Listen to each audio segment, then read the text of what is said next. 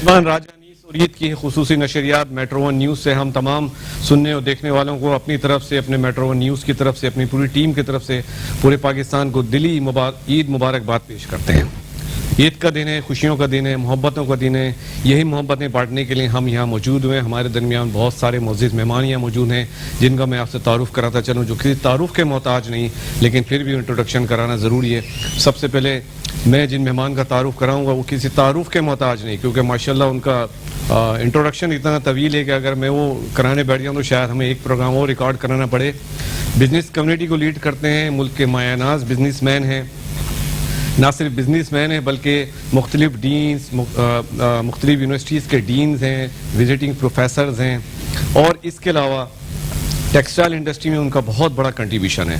हुकूमत पाकिस्तान ने उनकी तमाम तर खिदमात के एवज़ उनको सितारा इम्तियाज़ या तमग़ा इम्तियाज़ से भी नवाजा, बहुत बड़ा सिविल अवार्ड है। इसके अलावा एक बिरादर इस्लामी मुल्क यमन है, पाकिस्तान और यमन के ताल्लुकात इस्तवार करने में उनका बहुत बड़ा रोल है। इसी बिना पे यमन गवर्नमेंट ने उनको यमन का आला तरीन civil award order of merit से भी नवाजा। मुख्तलिफ किताबों के मुसन्निफ हैं, ऑटोबायोग्राफी भी उनकी आ चुकी है, हम उस बारे में भी गुफ्तगू करेंगे, और बहुत सारी उनकी खिदमात हैं। माशाल्लाह खुश लिबास हैं, खुश शक्ल हैं, खुश गुफ्तार हैं। One and only doctor Mirza इख्तियार बेग साहब। बहुत शुक्रिया।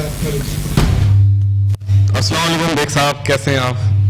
बहुत बहुत ईद मुबारक मेरी तरफ से, मेरी टीम की तरफ से, मेट्रो वन न्यूज़ की तरफ से, हमारी तरफ से भी तमाम नाजरीन को जो आपके इस मुल्क में, मुल्क से बाहर आज ये प्रोग्राम ईद के तीसरे दिन देख रहे हैं।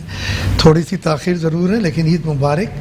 ईद की 3 दिनों में हम ईद मुबारक कह दें तो लेट नहीं समझा जाता, और फिर इंशाल्लाह गुफ्तगू का सिलसिला जारी रहेगा आपके। बहुत बहुत शुक्रिया। उनके बाद मौजूद हैं हमारे collector custom doctor Shahab Baig साहब। बहुत शुक्रिया शहाब बेग साहब, आपको बहुत, शहाब इमाम साहब, आपको बहुत बहुत ईद मुबारक हमारी टीम की तरफ से, हमारे चैनल की तरफ से, हमारी तरफ से भी आप सबको, आपके देखने वालों को, आपके वेल विशर्स को हमारी तरफ से बहुत बहुत ईद मुबारक। अच्छा, शहाब इमाम साहब जो हैं एक CSS ऑफिसर्स भी हैं, एक डॉक्टर भी हैं, एडवोकेट भी हैं, माशाल्लाह सर का इतना तारुफ है। तो मैं आपको डॉक्टर शहाब इमाम कहूँ या कलेक्टर शहाब इमाम कहूँ? कलेक्टर तो अब ज़ाहिर है वो पीछे रहेगी बात। जॉब प्रीमेच्योर रिटायरमेंट हमने ले ली 13 साल पहले अपने एक्चुअल रिटायरमेंट से। अच्छा। तो डॉक्टर जो भी मेरी बेसिक डिग्री है वो MBBS की है, तो डॉक्टर तो वो मेरे नाम का हिस्सा है। और आजकल अल्हम्दुलिल्लाह हाई कोर्ट में एडवोकेट हूँ और अपने ही महकमे को रिप्रेजेंट कर रहा हूँ। कस्टम्स की तरफ से मैं जो है वो हाई कोर्ट में उनके जो केसेस हैं उनमें अपने आप को। सर हम आपके बहुत शुक्रगुजार हैं, आपने कीमती टाइम में से ईद के दिन टाइम निकाला हमारे प्रोग्राम में। It is rather an honour for me कि आप लोगों ने हमें याद किया, और इस जो है ईद के तो तीनों दिन बराबर ही होते हैं, तो अपनी खुशियों में बांटने के लिए आपने जो है हमें बुलाया। बहुत बहुत शुक्रिया, थैंक्स फॉर योर कम्प्लीमेंट्स। उनके बाद हमारे मुअज़्ज़िज़ मेहमान मौजूद हैं, मेजर रिटायर नदीम शेख साहब। कैसे हैं जनाब मेजर साहब? अस्सलाम वालेकुम। ईद मुबारक वन सेकेंड आपको भी और हाज़रीन और नाज़रीन दोनों को अस्करी सलूट और ईद मुबारक। हम आपसे ज़रूर पूछेंगे फ़ौजियों की ईद किस तरह गुजरती है, उस बारे में हमारे सुनने वालों को बताइएगा। हमारी फ़ौज आज भी ड्यूटी पर है इस गर्मी में, हमारे सिपाही, हमारे जवान हमारी हिफाजत के लिए मौजूद हैं। जी जी इंशाल्लाह आप पूछेंगे, आपको सब बताएंगे। इनके बाद हमारे बहुत ज़बरदस्त मेहमान मौजूद हैं जिनके बारे में मैं ये तारुफ़ कराता चलूँ। हमारे दोस्त जापान के डिप्टी कौंसल जनरल हैं और हमारी खुशियों में शरीक होने के लिए हमारे दरमियान मौजूद हैं। पाकिस्तान से बहुत मोहब्बत करते हैं, कराची से बहुत मोहब्बत करते हैं। मेरे साथ मौजूद हैं मिस्टर अशीदा कटसुनूरी। वाह, अस्सलाम वालेकुम, ईद मुबारक। ईद मुबारक अशीदा कटसुनूरी साहब। ईद मुबारक। और अभी आपके सामने ये जो जापानी कौम के या हुकूमत की जानिब से भी ईद मुबारक कहना चाहिए। मिस्टर अशीदा नूरी साहब की सबसे अहम बात ये है कि ये हमारी कौमी ज़बान उर्दू बहुत अच्छी बोलते हैं, ना सिर्फ उर्दू बल्कि पश्तो, पंजाबी और सिंधी में भी इनको अबूर हासिल है, और माशाल्लाह सिंगर भी हैं। हम इनसे कुछ गाना भी सुनेंगे। और ये देखें इनसे मोहब्बत के इन्होंने हमारा शलवार कमीज़ और वेस्ट कोट पहन कर आए, ये इनकी मोहब्बत है हमारे साथ। हम वेलकम करते हैं सर आपको अपनी तरफ से। तो हम गुफ्तगू का आगाज़ करते हैं मिर्ज़ा इख्तियार बेग साहब की तरफ। सर ईद कैसी गुजरी कोविड में? हमारी ईद एक सेट है, रेजिमेंटेड है, डिप्लोमेट्स हैं, क्योंकि वो उसी हिसाब से चलती है। पहले जब कोविड नहीं था तो नमाज पोलो ग्राउंड में होती थी, वहाँ दूसरी मुस्लिम ममालिक के सफ़ीर भी आते थे, उनके झंडे लगे होते थे, वहाँ ईद की नमाज़ पढ़ी जाती थी।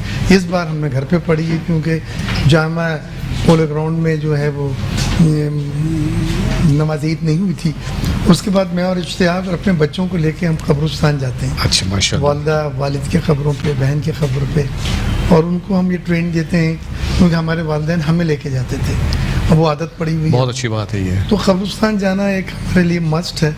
नमाज से सीधा वहाँ निकल जाते हैं। फिर हम जब कोविड नहीं था तो 10:30-11 बजे गवर्नर हाउस में गवर्नर साहब से तमाम डिप्लोमेट्स आते थे, चाय पे मुलाकात होती थी। इस बार वो भी नहीं हुआ है, तो ये ज़रा सा मुख्तलिफ था। लेकिन शाम में, मैं बड़ा भाई हूँ फैमिली में, तो हम घर पे खाना रखते हैं जिसमें तमाम हमारे बहनें, मेरे भाई, उनके माशाल्लाह। बच्चे आते हैं, और खाना वगैरह के साथ उन्हें फिर ईदी ईदी का दी जाती है। एक सिलसिला जो बड़ा अच्छा है। जो हमारे नॉर्म्स हैं। जी हाँ, इश्तियाक तक को मैं ईद देता हूँ, और अच्छा। मुझे उसको देना और उसको ईदी लेना बहुत अच्छा लगता है। बहुत अच्छी बात है। ये मोहब्बत है, ये वो रकम नहीं होती कि वो जी, आप जी, लिफाफे में क्या दे रहे हैं। ये हमारे लेकिन नॉर्म्स एक हैं, gesture वैल्यूज होता हैं। जी हाँ, बड़े छोटे का लिहाज, मरब्बत, प्यार, मोहब्बत, ये सब इजहार है इसका।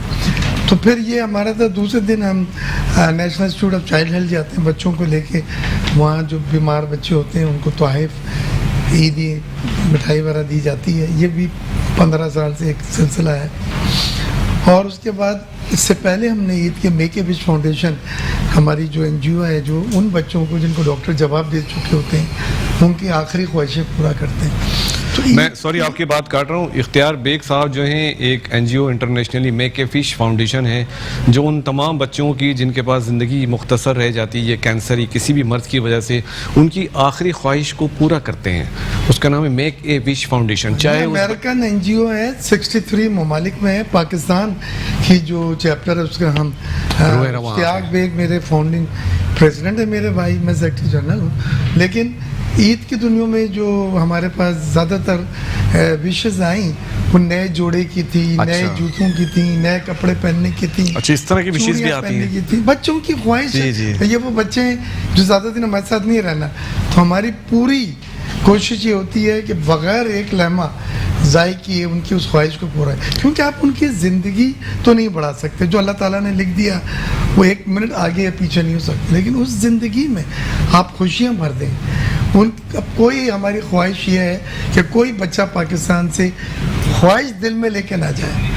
अगर उसकी कोई भी ख्वाहिश है तो मेक ए विश फाउंडेशन हम पूरने को तैयार हैं। मलाला से मिले हैं, एक सलमान खान से इंडिया में मिलकर आया है, एक बाजवा साहब से फौजी बने हैं, और उसके बाद जॉन सेना से मिलकर आए हैं जो वेरी गुड। वो हमारी पूरी दुनिया का नेटवर्क है। वो हमारा काम है कि हमने कैसे करा के देना है। तो ये बच्चे की आंखों में वो जो चमक होती है, उसका मैं इजहार आपसे नहीं कर सकता। और कुछ ऐसी भी ख्वाहिशें होती थी जो किसी को बोलते हुए भी मेरा दिल लरज जाता है, कि किसी को पेट भर के खाना खाने की, या 5 स्टार होटल का कैसा खाना होता है।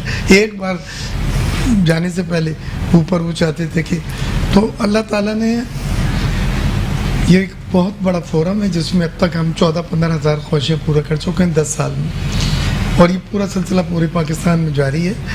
यहाँ पे मैं एक बात कह के बात ख़त्म करूँगा, क्योंकि तमाम मोअज़्ज़िज़ साथी बैठे हैं, कि इस बार मैंने टीवी में एक देखा कि 5 बच्चों को लेकर नहर में फेंक दिया एक, ओह वेरी सैड, और वो बच्चों को मार दिया गया। और जब बाद में पूछा गया हमसे तो उन्होंने कहा ये नए कपड़े मांग रहे थे।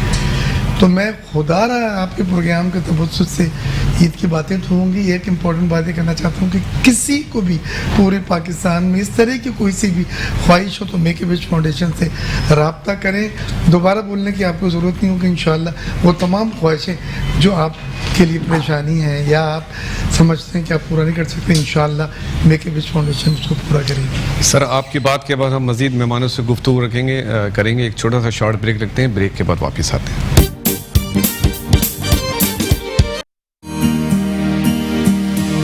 साहिल पे खड़े होठ में क्या गम चले जाना, साहिल पे खड़े होठ में क्या गम चले जाना, मैं ढूंढ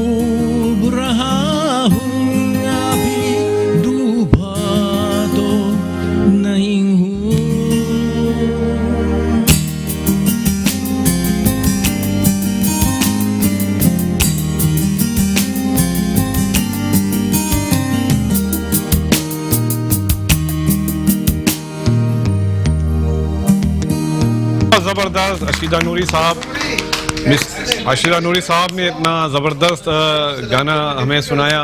और सज्जाद अली साहब अगर ये प्रोग्राम देख रहे हैं तो उनको भी देख के बड़ी खुशी होगी कि उनके गाए हुए गाने गैर मुल्की लोग ही बड़े शौक़ से गाते हैं। अब हम गुफ्तगू का आगाज़ करेंगे डॉक्टर शहाब साहब से। कैसी ईद गुजरी, इससे पहले कैसी गुजरती थी? इस दफ़ा हमारी तो जो ईद थी वो बहुत ही सैड ईद थी, क्योंकि हमारे वालिद साहब का इंतकाल हुआ कोविड में पहली फरवरी को। तो ज़ाहिर है हमारे लिए तो बड़ी तकलीफ से सेलिब्रेट नहीं हुई ज़ाहिर है, मगर ये कि हमने जो है वो नमाज़ पढ़ी है और फिर साथ खाना खाया बड़े भाई ने और हमने। और वालिद साहब के जो काम है उसको अब हम इंशाल्लाह आगे बढ़ाएंगे। बहुत अच्छी। क्योंकि वालिद साहब 82 ईयर्स के थे, मगर प्रोफेसर थे, हेड ऑफ डिपार्टमेंट थे सर सैयद इंजीनियरिंग के माशाल्लाह। और बहुत यंग एज में मेरे दादा की डेथ हो गई थी। तो वालिद साहब हमारे सेल्फ मेड आदमी थे, PhD किया उन्होंने लंदन से, पोस्ट डॉक्टरेट की इटली से, और सारी ज़िंदगी पाकिस्तान में आके पे बैक किया अपने मुल्क के लिए, अपने कौम के लिए। और चूँकि उनको ख़ुद को फ़ीस के मसाइल हुए थे जब वो छोटे थे और मेडिसिन नहीं पढ़ सके, तो सारी ज़िंदगी उन्होंने नीडी स्टूडेंट्स की हेल्प की। तो उनके इंतकाल के बाद फिर हमने उसको फॉर्मलाइज़ किया है और उनके नाम से डॉक्टर मुमताज़ुल इमाम science and technology scholarship launch की है। नाइस। और सर सैयद में इस साल 2 बच्चों का और 4 बच्चे कराची यूनिवर्सिटी में जो कि कंप्यूटर साइंस और मैथमेटिक्स डिपार्टमेंट में जो वालिद साहब के सब्जेक्ट्स थे, उनके प्रोफेसर या जो डीन है या जो एडमिनिस्ट्रेशन हमें रिकमेंड करती है तो हम उनकी, और वो जो पैसे हैं वालिद साहब की अपनी इन्वेस्टमेंट्स, उनकी पेंशन और अपने पैसे हैं, कोई कंट्रीब्यूशन नहीं है। और हमारी ख्वाहिश है फैमिली की, हमारी बच्चों की, जिस तरह से जो है वो फुल ब्राइट स्कॉलरशिप 200 साल पहले लॉन्च हुई थी। अच्छा। तो इस तरह से हम इस पापा की स्कॉलरशिप को वहाँ तक पहुँचा दें with no contribution of any other person, only his money, और उनके बच्चों के बाद में जो है ग्रैंड सन्स और वो देखेंगे। तो इस वजह से थोड़ी सी जो बहुत बड़ी एफर्ट्स है सर। और बहुत सारा राशन और डिस्ट्रीब्यूट हुआ इस दफ़ा, और बहुत सारे लोगों को फ्लैट भी वालदा ने और वालिद ने अपनी ज़िंदगी में किसी को दिलाया था जो केबल आके हमारे यहाँ ठीक करता है। तो अब सारा फिलैंथ्रोपी की तरफ बहुत चीज़ें जो है वो डाइवर्ट कर दी हैं। अच्छा सर, आपने डॉक्टरी भी की, उसके बाद फिर CSS किया, तो ज़रा ये बताइए कि एक डॉक्टर बनने के बाद CSS कर सकते हैं? नॉर्मल ये लोग समझते हैं शायद मैं डॉक्टर बन गया तो मैं कुछ और नहीं कर सकता। फिर आपने LLB किया, LLM किया, माशाल्लाह। आप वो मैं ये समझता हूँ कि अल्लाह ताला की तरफ से है। अब मुख्तलिफ एक ही ज़िंदगी में मैंने जो है वो 3 रोल्स अब तक किए हैं। एज ए डॉक्टर 2 साल मैंने शुरू में प्रैक्टिस की, बहुत पहले ही कमीशन फर्स्ट अटैम्प्ट में हमने पास कर लिया था, मेडिकल ऑफिसर थे। फिर चूँकि मेरे बड़े भाई CSS कर चुके थे, मुझसे बड़े हैं वो 4-5 साल, और वो समझें कि मैं लुकअप किया सारी ज़िंदगी उनको। तो उन्होंने CSS किया और फिर मुझे कहा कि ज़ाहिर उस ज़माने में ट्रेंड था अमेरिका जाने का डॉक्टर्स का, तो USA मिली, तो आज कहते हैं उसको, उस वक्त FM जेम्स कहते थे। तो वो भी हमने क्वालिफाई कर लिया था। तो भाई ने कहा कि चूँकि मैं इधर हूँ तो तुम फॉलो माई फुट स्टेप्स। तो बस भाई की वजह से इम्तहान दिया, पहले अटैम्प्ट में एग्जाम पास भी कर गए। अर्ली आए थे तो 25 साल की सर्विस पूरी हो गई 2018 में। और मीनवाइल जो है वो LLB LLM कर दिया, अभी कैनेडियन सोसाइटी के भी कुछ पेपर्स पास कर दिए। तो वेरी सून जो है वो बैरिस्टर का टाइटल भी इंशाल्लाह ऐड हो जाएगा इसमें। तो अभी मैं चूँकि एक महकमे में रहा हूँ, कस्टम्स में 25 साल सर्व किया है। वैसे तो मेरे पास एक यूनिक एक्सपीरियंस है तीनों फॉर्मेट्स में काम करने का। अच्छा। मैंने फेडरल सर्विस में भी काम किया है, और मैंने सिंध प्रोविंशियल सर्विस में भी काम किया है, और मैंने सिटी डिस्ट्रिक्ट गवर्नमेंट में भी काम किया है। माशाल्लाह। EDO हेल्थ रहा हूँ, EDO enterprise, chief price controller, deputy secretary health, additional secretary health, joint state officer, section officer ports and shipping, section officer security Islamabad. Very nice. तो 25 साल जब पूरे हो गए तो फिर आजकल मैं प्रैक्टिस हाई कोर्ट में कर रहा हूँ। अच्छा। और मेरा उसूली फैसला ये है कि मैं अपने महकमे के अगेंस्ट कभी कोई केस नहीं करूँगा। तो इस वजह से जो है फिर मैं अपने महकमे को रिप्रेजेंट कर रहा हूँ। चूँकि हमारी लीगल टीम जो है इतनी वेल पेड ऑफ नहीं होती, तो उस हिसाब से हमारी जो टीम है कोर्ट्स में वो कमज़ोर होती है। उनको सपोर्ट करने के लिए अल्हम्दुलिल्लाह जो है पिछले 8-9 महीने से काफ़ी जो है ना डिपार्टमेंट की तरफ अचीवमेंट्स रही हैं आपकी। और एक जो फैसला पर इंक्यूरियम जो बहुत रेयर होता है कि एक ही कोर्ट के एक बेंच के फैसले को आप दूसरे बेंच के फैसले से उसको अंडू कर दें और लार्जर बेंच बन जाए, तो अल्हम्दुलिल्लाह ये भी एक अचीवमेंट है। तो हम ये किस तरह कहें कि आप एक अच्छे वकील हैं, अच्छे डॉक्टर हैं या कलेक्टर ज़्यादा अच्छे हैं, कैसे हम जस्टिफाई करेंगे? नहीं, मैं ये समझता हूँ कि मैं सबसे पहले तो अच्छा मुसलमान बनने की कोशिश करता हूँ, फिर अच्छा जो है वो बेटा, अच्छा भाई। अगर आप अपने घर वालों के साथ, फैमिली के साथ, अपने लोगों के साथ, अपने शहर के साथ, अपने कौम के साथ अच्छे हैं तो फिर आप अच्छे वकील भी हैं और आप अच्छे डॉक्टर भी हैं और फिर आप अच्छे ब्यूरोक्रेट भी हैं। तो आपको जो है एक अच्छा मुसलमान और अच्छा इंसान होना पहले ज़रूरी है। बहुत शुक्रिया, वेरी नाइस। इसके बाद मेजर नदीम साहब बैठे हैं हमारे दिमाग, दिफाई तज्जिया निगार हैं, सोशल काफ़ी काम करते हैं, लोगों की बड़ी हेल्प करते हैं। सर कैसी ईद गुजरती है फ़ौज में और फ़ौज की कैसी ईद होती है? देखिए, फ़ौज की ईद को मैं एक अल्फाज में अल्लामा इकबाल के एक शेर में पढ़ने की कोशिश करूँगा कि हो हल्का यारम तो अबरेशम की तरह नरम, रज़्म हक़ व बातिल हो तो फौलाद है मोमिन। तो जब दोस्तों यारों का हल्का होता है, ईद बकरीद इस तरह के इवेंट आते हैं, अब उसमें अगर बॉर्डर पर हैं तो ज़ाहिर है जो बॉर्डर पर ट्रुप्स हैं उनके साथ ही ईद मनाई जाती है। यूनिट में हैं तो सुबह इसी तरह से यूनिट के जो ट्रुप्स होते हैं उनके साथ नमाज ईद की जाती है। गैरिजन में है तो गैरिजन में जो बड़ा इज्तिमा होता है उसमें नमाज ईद होती है। उसके बाद फिर हमारा होता है कि जो शहदा हैं हमारे यूनिटों के या अपने जो गरीबी, उनको फ़ोन किए जाते हैं, उनके घरों पे जो है वो उनको खराज अक़ीदत पेश किया जाता है। उसके बाद फिर ये हमारे यहाँ तमाम रूटीन होता है कि जो यूनिट के अंदर जो हमारे ट्रुप्स होते हैं, जो जितने भी सोल्जर्स होते हैं, तो उनके साथ दोपहर का खाना खाया जाता है, जिसको हम उर्फ़ आम में बड़ा खाना कहते हैं। तो वो नॉर्मली लंच या डिनर होता है। तो बड़ा खाना, उसमें क्या बड़े खाने से क्या क्वांटिटी ज़्यादा होती है? खाने से मुराद होती है, चीज़ें ज़्यादा होती हैं, तमाम जो भी यूनिट के लोग हैं, तमाम लोग एक प्लेटफॉर्म, एक टेबल पे, सिपाही अप टू जनरल लेवल जो भी वहाँ अवेलेबल है उस वक्त, वो सब एक टेबल पे आके तो खाना खाते हैं। Very nice. और एक दूसरे के साथ वो चिट चैट करते हैं, तबादला ख्याल करते हैं और साथ साथ ईद की मुबारकबाद एक दूसरे को देते हैं। तो वो एक समा होता है, वो ईद का, ईद मिलन कह लें आप उसे, लेकिन वो ईद डे पर नॉर्मली होता है। उसके बाद जो है वो जाहिर है कि घर भी होता है फ़ौजियों का, तो अपने अपने घरों पे जाते हैं और अपनी फैमिली के साथ जो है वो शाम का कोई प्रोग्राम है, किसी का को कॉल ऑन करना है या कोई हमारा अपना कोई मिलिट्री कोई फंक्शन है तो वो अटेंड किया जाता है। और इसके साथ साथ अगर कोई हमारे जैसे ये हॉस्पिटल्स के अंदर अगर कोई ज़ख्मी हैं, कोई इंजर्ड हैं, कोई बीमार हैं, उनको विज़िट किया जाता है ये भी, और उनके लिए तोहफ़े तारीफ़ वगैरह लेके जाए जाते हैं। और इस तरह से ये पूरा दिन हम। अच्छा, इसके अलावा वो तमाम सोल्जर्स जो बॉर्डर्स पे ड्यूटी अंजाम दे रहे हैं, उनकी ईद इस यकीनन डिफरेंट होती होगी, हमारी तरह इस तरह सेलिब्रेशन तो नहीं करते होंगे। देखिए, वहाँ पे भी यही रूटीन फॉलो होता है, लेकिन ज़ाहिर है मैंने जैसे कहा कि वो हल्का यारा, तो वहाँ फिर हल्का यारा होता है।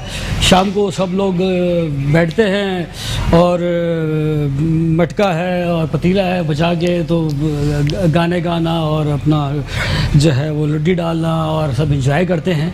ठीक है, क्योंकि चाहे आपको पता है कि फ़ौज हमारी जो है माशाल्लाह अल्हम्दुलिल्लाह, और हम किसी से डरते नहीं, तो इसलिए कहीं भी हो बॉर्डर पे ज़्यादा मज़ा इंजॉय करते हैं और सब लोग एक अच्छा वहाँ माहौल होता है और बहुत इंजॉय करते हैं। अब हम अशीदा नूरी साहब से पूछते हैं कि उन्हें हमारी ईद कैसी लगी, हमारे कराची के लोग कैसे लगे। सर, पाकिस्तान कैसा लगा पहले तो ये बताइए। अच्छा, इस साल में या पिछले साल से भी इसी तरह था कि कोरोना की वजह से। जी हाँ, हमेशा जो रमज़ान के दौरान हर रोज़ कहीं ना कहीं जो इफ्तार डिनर का इनवाइट किया जाता था। अच्छा, लेकिन पिछले साल और इस साल में भी एक ही जो दावतनामा नहीं आई। अच्छा, लिहाजा हमेशा हम अपने घर पे, आजकल तो बेगम के साथ गुजरा है। और इस दफ़ा जो ईद है वो गर्मी के मौसम में आ गए हैं, लिहाजा हम दोनों यानी बेगम के साथ सुबह सवेरे वॉकिंग के लिए अच्छा। मैं जाया करता था। हाँ, बस इतना का है। अशीदा नूरी साहब जो हैं, इनके बारे में जहाँ इतनी खुसूसियात हैं, मैं एक बात और बताता चलूँ, ये हमारे पाकिस्तानी खाना भी पसंद करते हैं और बनाना भी पसंद करते हैं। और जो हमारे रिवायती डिशेज़ हैं जिसमें पाए हैं, नहारी है, ये तमाम चीज़ें अशीदा नूरी साहब खाते भी हैं और पकाते भी बड़ा ज़बरदस्त है। इनके घर जाएँ तो ये बड़ा ज़बरदस्त होस्ट भी हैं। तो मैं इख्तियार बेग साहब से पूछना चाहूँगा कि सर, अल्लाह से दुआ है कि आने वाली ईद जो है वो कोविड फ्री ईद हो, क्योंकि 2 ईदें हमने कोविड के साथ गुजारी हैं। देखिए, कोविड के सिलसिले में मैं एक बात अक्सर कहता हूँ कि कोविड के कोई इलाज नहीं, कोविड के कोई मेडिसिन नहीं। कोविड की जो चीज़ अवेलेबल है वो सिर्फ वैक्सीन है, और वैक्सीन आप लोग को लगाना होगी, विलिंगली या अनविलिंगली। ठीक है, ये मिनिमम है जो आप कर सकते हैं कि वैक्सीन के साथ एहतियात। अब आपने 1-1.5-2 साल अल्लाह ताला ने हमें आप बचाया है, एक ज़िंदगी हमारी कायम रखी है। अब आखिर में आपको ऐसी गलती अगर करें तो बहुत दुख होगा आपको, जिसमें आपकी ज़िंदगी जा सकती है। मैं समझता हूँ कि कम से कम पाकिस्तान उन खुशनसीब ममालिक में है जो covid vaccination free of cost दी जा रही है। लेकिन मैंने देखा है कि लोग अब भी इसमें सोचते हैं, आपस में पूछते हैं, थोड़ी रिजर्वेशन है लोगों की। वो खुदा के वास्ते पे साइनोफार्म जो यहाँ लगाई जा रही है सबसे सेफेस्ट वैक्सीन है, और 85% आप महफूज हो जाते हैं। तो ये तो आप सिर्फ चल के जाना ही है ना, इसकी कॉस्ट भी नहीं ली जा रही। तो इसमें ज़्यादा सोचना मैं समझता हूँ वक्त का ज़िया है। ये तो मेरे एक कोविड के बारे में मैसेज है। दूसरी चीज़ ये है कि पाकिस्तान उन खुशनसीब ममालिक में है जहाँ पे कोविड की शिद्दत इतनी ज़्यादा देखने में नहीं आई। हालांकि हमारे वसाइल महदूद हैं, हम इतना हाई टेक कोई मुल्क नहीं है अमेरिका यूरोप की तरह जिनके हेल्थ केयर सिस्टम दुनिया में फुल प्रूफ हो। हमारा ऐसा नहीं है। उसके बावजूद अल्लाह ताला ने दुआएं कबूल की लोगों की, और पाकिस्तान में अल्लाह का खास शिद्दत जो है बहुत कम है, वो दूसरे ममालिक के मुकाबले में, इंडिया इवन पड़ोस के मुकाबले में बहुत कम है, नहायत कम।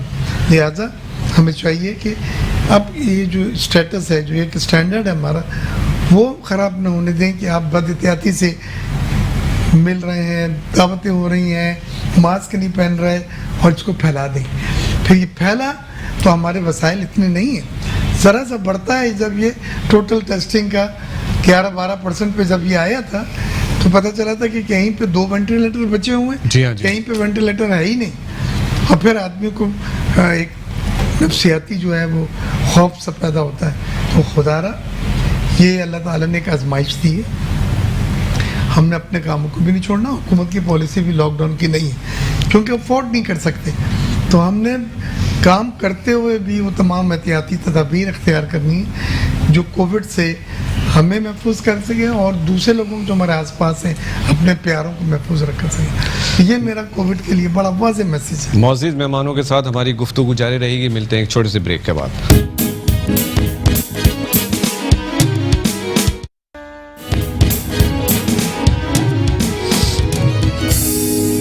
Welcome back. ईद का खुसूसी प्रोग्राम, हमारे दरमियान मौजूद मेहमान मौजूद हैं। हमारे दरमियान मौजूद हैं अशीदा नूरी साहब। मैं उनसे पूछना चाहूँगा, सर ईद में कोई ख़ास जो हमारी डिशेज़ होती हैं, सेवइयाँ और शीर खुरमा वगैरह, वो आप पसंद फरमाते हैं खाना या लोग आपको ऑफ़र करते हैं खाने के लिए?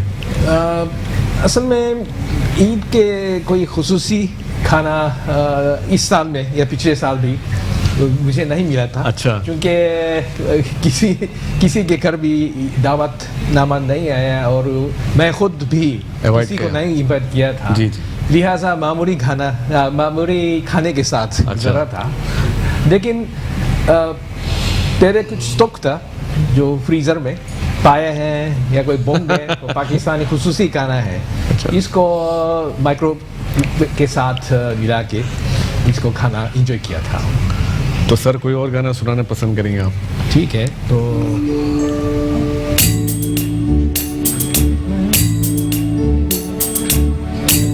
मैं तेनू समझावांगी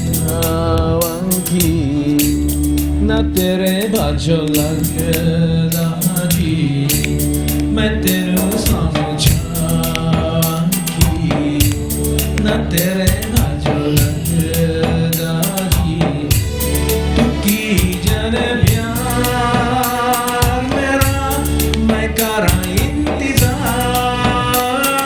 तेरा तू दिल तो जान मेरी मैं तेनू समझावांगी ना तेरे आजो लगदा जी तू जाने प्यार मेरा मैं करूं इंतजार तेरा तू दिल तो जान मेरी मैं तेनू समझावांगी ना तेरे बाजो लगदा जी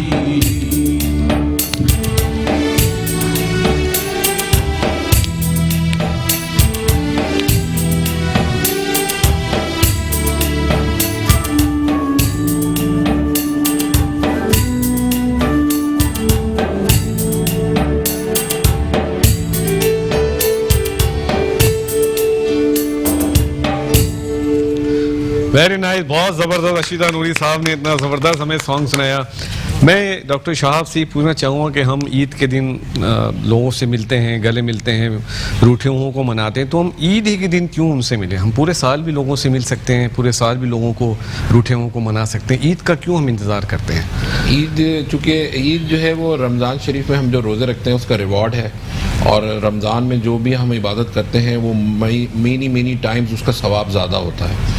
और ईद चूँकि अल्लाह की तरफ से एक तोहफ़ा होता है तमाम उन लोगों के लिए, तमाम मुसलमानों के लिए जिन्होंने रोज़े रखे होते हैं, तो एक खुशी का मौका होता है, एक त्यौहार होता है। तो उसमें फिर ज़ाहिर है एक खुशी में तो फिर हम सबको पूरे साल करना चाहिए, मगर ये एक स्पेशल मौका है। जी हाँ, और अच्छा। स्पेशल मौके को फिर स्पेशली सेलिब्रेट करना चाहिए। और मैं ये समझता हूँ कि ईद के मौके पे तो कोई नाराज़गी का एलिमेंट ऑफ नाराज़गी होनी नहीं चाहिए। आपके पड़ोसी, आपके रिश्तेदार, आपके भाई बहन, आपके कोलीग्स, सीनियर जूनियर, और इस तरह का माहौल होता है। और हमारा जो पाकिस्तान का जो कल्चर है वो है मोहब्बत पे है, फैमिली ट्रेडिशंस है, हमारे मज़हब ने भी यही सिखाया है। मज़हब है, हाँ, तो मज़हब की कल्चर तालीमात और यही मज़हब है। दोनों साथ साथ ब्लेंडिंग है। है उसकी। और गले मिलते हैं, और गले अगर आप मिलें तो एक सुकून मिलता है। तो जो कोविड की वजह से जो पिछले 2 साल से हम हाथ नहीं मिला पा रहे, जो गले नहीं मिला पा रहे, तो ऐसा लगता है कि वी आर मिसिंग समथिंग, क्योंकि हमारे रहन सहन का बहुत एक इम्पॉर्टेंट पार्ट है मसाफा करना, हाथ मिलाना दोस्तों से। सर वैल्यूज़ हैं, हमारी नॉर्म्स हमारी हैं, वैल्यूज़ हैं, हमारी नॉर्म्स हैं। तो वैसे तो पूरे साल में हमें इसी तरह से, इसी कंडक्ट से रहना चाहिए, और चूंकि ईद जो है एक स्पेशल मौका है, एक मोहब्बत का मौका है, अल्लाह ताला की तरफ से हमें गिफ्ट है, इनाम है। तो हाँ इनाम है, तो हमें जो है वो उसको अवेल करना चाहिए। Very nice. मेजर नदीम साहब से पूछना चाहूँगा, ईद में ईदी दी भी जाती है, ली भी जाते हैं, तो आप कहाँ रोल प्ले करते हैं, लेने में या देने में? देखिए, हमारा रोल तो खाली ईदी देने में होता है। अच्छा। क्योंकि ईदी लेने वालों में तो हम नहीं होते। बहुत हुआ तो हमारी सास साहिबा या वालदा साहिबा, वालिद साहब, माशाल्लाह, तो वो अभी भी ईदी दे देते हैं हमें। ठीक है। लेकिन ज़्यादातर हमारा रोल जो है वो गिविंग एंड पे ही होता है, क्योंकि बच्चे, और ईदी अगर कोई लेता भी है तो हमारे बच्चे ले लेते हैं वो ईदी, लेकिन हम दूसरे के बच्चों को खुद ईदी देते हैं। Very nice. तो वैसे भी आपको पता है फ़ौज हमेशा गिविंग एंड पे ही रहती है। माशाल्लाह। तो मेजर नदीम साहब हैं, मैं आपको बताता चलूँ अच्छे सिंगर भी हैं, हम चाहेंगे ये भी कुछ हमें थोड़ा सा गुनगुना के कुछ सुनाएं।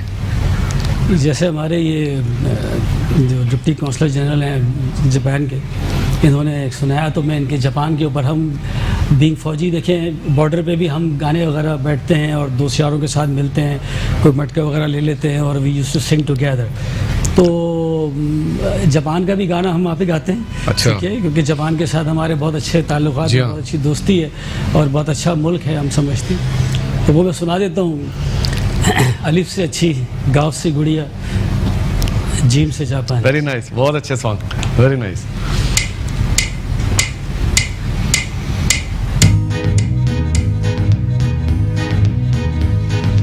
अलिफ से अच्छी, गाँव से गुड़िया, अलिफ से अच्छी, गाँव से गुड़िया, जीम से जापानी, लूट लिया है तूने एक मुसाफिर पाकिस्तानी। हो गुड़िया जा पानी, हो गुड़िया जा पानी, हो गुड़िया जा जा पानी, हो गुड़िया जा पानी।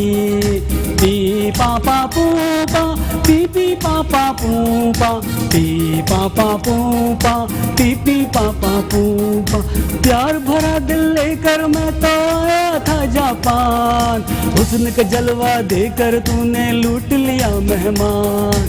परदेसी का दिल ना तोड़ो ये है बड़ी नादान, हो गुड़िया जापानी, हो गुड़िया जापानी, हो गुड़िया जापानी, हो गुड़िया जापानी।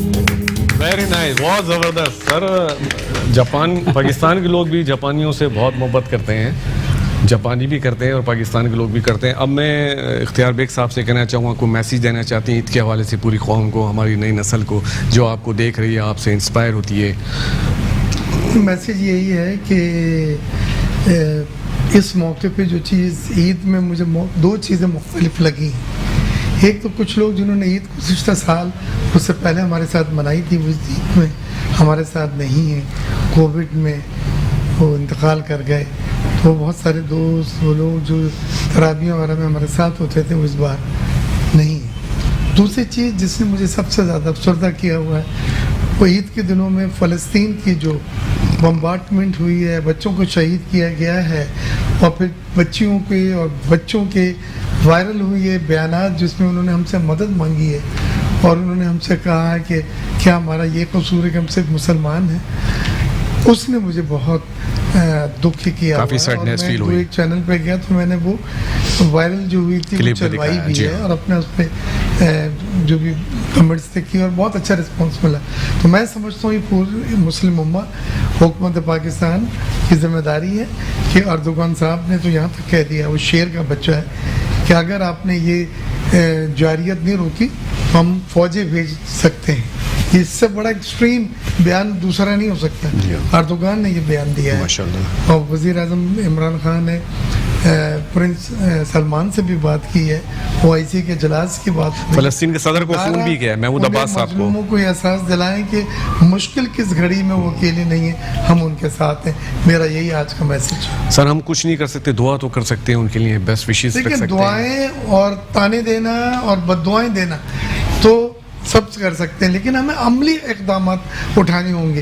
हुकूमती सतह पे भी, ज़ाती हैसियत में भी सोशल मीडिया इतना आजकल ये अहम है कि इससे पूरी दुनिया में एटलीस्ट हम अपने जज्बात का इज़हार तो कर सकते हैं। बहुत अच्छी बात। उनको ये तो एहसास दिला सकते हैं तो हाँ आई थी हम तक, हमने ही इतनी तकलीफ के साथ इसको सुना और इसका एहसास किया। डॉक्टर शाहब साहब, आप कुछ कहना चाहेंगे ईद के मौके पे, मैसेज देना चाहेंगे क्योंकि हमारे पास टाइम मुख्तसर है। जो हमारी नई नस्ल है, जो हमारे नौजवान हैं, जो कि मोर देन 70% हमारी पॉपुलेशन का हिस्सा है, एनर्जेटिक है, मैं उनको ये पैगाम दूंगा कि आप लोग जो हैं अपने आप को, जो इंटरनेशनल जॉब्स हैं और जो new technologies, cutting edge technologies का एक रेवोल्यूशन चल रहा है, उसमें अपने आप को इक्विप करें और बजाय पाकिस्तान में जॉब ढूंढने के आप इंटरनेशनल जॉब्स को कैप्चर करें। जो आपका शेयर है उससे ज़्यादा आप शेयर ले सकते हैं, क्योंकि आप लोग टेक्नोलॉजी में, एजुकेशन में एज रखते हैं अपने तमाम जो नेबरिंग कंट्रीज़ हैं। हमारा जो एक्सेंट है वो न्यूट्रल है।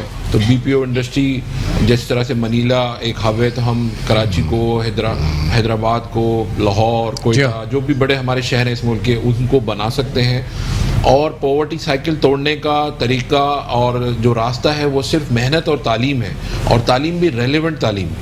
और किस चीज़ की इस वक्त ज़रूरत है, वो एजुकेशन जो है हमें, हमारे नौजवानों को हासिल करनी चाहिए। और उसको, जब मेरे वाले साहब 11 साल की उम्र में यतीम और यसीर हो गए तो PhD किया, पोस्ट डॉक्टरेट की, तो फिर तो कोई भी आदमी बगैर किसी सपोर्ट के वो कर सकता है। तो ये बहुत ज़रूरी है कि वो अपने एजुकेशन को पे कंसंट्रेट करें और इस पॉवर्टी साइकिल से निकलें। और पढ़ेंगे लिखेंगे तो अदब, लिहाज, कल्चर, सोसाइटी का पूरी चीज़ें चेंज हो जाएंगी। बहुत शुक्रिया। मेजर नदीम साहब, कोई मैसेज देना चाहेंगे हमारे प्रोग्राम के लिए ईद के हवाले से हमारे नौजवानों को? सबसे पहला मैसेज तो यही है कि अच्छा इंसान बने, अच्छा मुसलमान बने, और हार्ड वर्क डेफिनेटली पे करता है, लेकिन उसके साथ साथ आजकल का जो दौर है वो स्मार्ट वर्क का है, वैल्यू एडिशन क्या है और चैलेंज को एक्सेप्ट करने का है।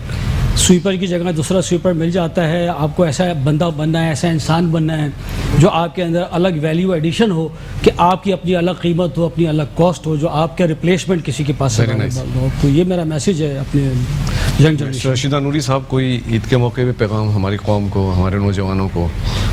जी, ज़िंदगी में होता यही है कि अच्छा वक्त भी है लेकिन मुश्किल वक्त भी होता है। फिर हर वो चीज़ कुछ मुश्किल वक्त है लेकिन मुश्किल वक्त के बाद ज़रूर अच्छा वक्त भी आ जाएगा। जब तक अच्छा वक्त ना आ जाए तब तक हम कुछ सब्र करना पड़ेगा लेकिन ज़रूर आ जाएगा। इंशाल्लाह ज़रूर आएगा। मैं अपने तमाम मोअज़्ज़िज़ मेहमानों का शुक्रगुज़ार हूँ, उनका शुक्रिया अदा करता हूँ। मैं अपनी तरफ से, अपनी टीम की तरफ से, अपने चैनल की तरफ से तमाम कौम को ईद मुबारक पेश करते हैं और हम उन तमाम लोगों को, अपनी तमाम फोर्सेस को, स्पेशली पाक फ़ौज को जो सरहद पर ड्यूटी अंजाम दे रही है, जिन्होंने हमारे कल के लिए अपना आज कुर्बान कर दिया, हम उनके साथ हैं, उनको विश करते हैं। इसके अलावा हमारी सिक्योरिटी फोर्सेस, रेंजर्स है, पुलिस है, इंटेलिजेंस इदारे हैं जो हमारे लिए हर वक्त मौजूद हैं। इसके अलावा तमाम लोग, डॉक्टर्स हैं, पैरामेडिक्स हैं जो आज भी ड्यूटी पर हैं, ईद के दिन भी अपनी अपनी ड्यूटी सर अंजाम दे रहे हैं हमारे लिए, हमारे कौम के लिए।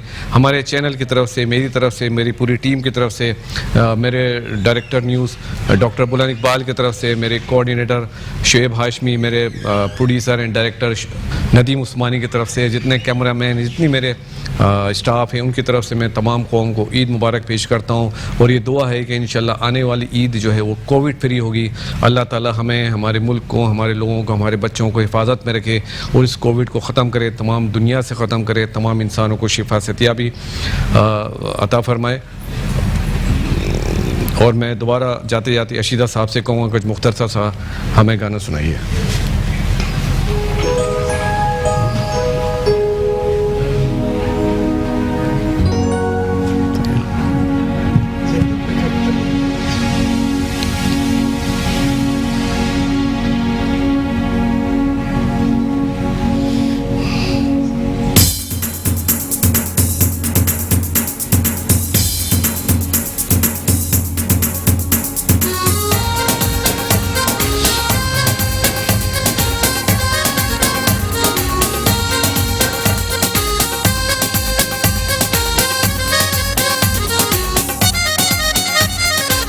लाल मेली पथ लखियो बराजो ने लालन सिंदुरीदा सेवरदा सही शाबाज करंदर शबादम बंद करंदर सही शाबाज करंदर अलीदा बेरा नंदर होना मेरी होनार मेरी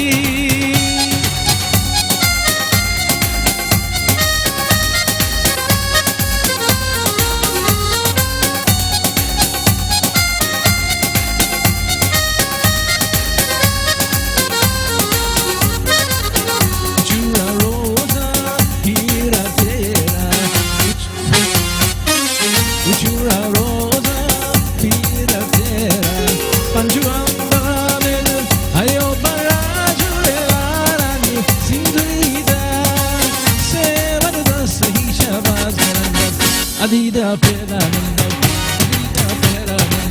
सही शाबाज गनंदल अदीदा पेरा नंदल सही शाबाज गनंदल दमादम मस्त गनंदल सही शाबाज गनंदल गंदना मस्त गनंदल सही शाबाज गनंदल दमादम मस्त गनंदल सही शाबाज गनंदल अदीदा पेरा नंदल दमादम मस्त गनंदल सही शाबाज गनंदल ओ मार मेरी